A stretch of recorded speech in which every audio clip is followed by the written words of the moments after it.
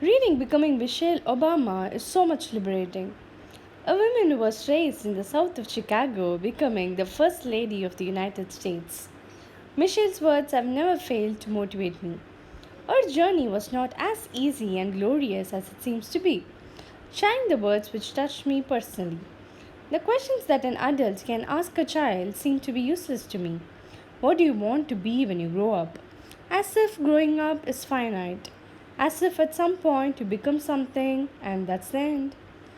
Since stepping reluctantly into public life, I've been held up as the most powerful woman in the world and taken down as an angry black woman. I wanted to ask my detractors which part of that phrase matters to them the most. Is it angry or black or women? As we grew, my family spoke more about sex, drugs, and life choices, about race and inequality and politics. My parents didn't expect us to be saints. They also never sugarcoated what they took to be the harder truths about life. My father had multiple sclerosis. Whatever was eroding inside my father, withering his muscles and stripping his nerves, he viewed it as his own private challenge, as something to silently withstand. I spent a lot of time with a classmate named Santita Jackson, who in the mornings boarded in the Jeffrey bus a few stops after I did, and who became one of my best friends in high school. Like me, she could be funny and goofy when we were with a larger group, but on our own, we had a lot of intense conversations. We were two little girl philosophers together trying to sort out life's issues, big and small. Successful people have had doubters. Some continue to have roaring stadium sized collections of critics and naysayers will shout out, I told you so, at every little misstep or mistake. The noise doesn't go away, but the most successful people I know have figured out how to live with it, to lean on the people who believe in them and to push onward with their goals. That day I left the college counselor's office at Whitney Young. I was fuming, my ego bruised more than anything. My only thought in the moment was, I'll show you. Barack Obama had already created a stir at the firm. For one thing, he had just finished his first year of law school, and normally we only hired second year students for summer positions. But rumor had it he was exceptional. He looked vaguely tired, as if he were pondering something deeply personal. Was it a relationship, the loss of his father? Hey, what are you thinking about over there? I whispered. He turned to look at me, his smile a little sheepish. Oh, he said, I was just thinking about income inequality. This I was learning was how Barack's mind worked. He got himself fixated on big and abstract issues, fueled by some crazy sense that he might be able to do something about them. It was new to me, I have to say. To say that Barack threw himself into the job would be an understatement. The goal of Project Oat was to sign up new voters at a staggering pace of 10,000 per week. Personally, as a kid, I preferred the Mary Tyler Moody show, which I absorbed into fascination.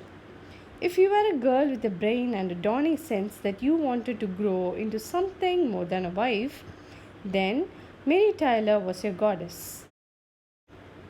After many years of taking careful precautions to avoid pregnancy, I was now singularly dedicated to the opposite endeavor. I treated it like a mission. We had one pregnancy test come back positive, which caused us both to forget every worry and swoon with joy. But a couple of weeks later, I had a miscarriage, which left me physically uncomfortable and also cratered any optimism we had felt. Motherhood became my motivator. It dictated my movements, my decisions, the rhythm of every day. I'm a detail oriented person, and a baby is nothing if not a reservoir of details. Barak and I study little Malia, taking in the mystery of a rosebud lips, a dark fuzzy head, an unfocused gaze, the irky jerky way she moved her tiny limbs.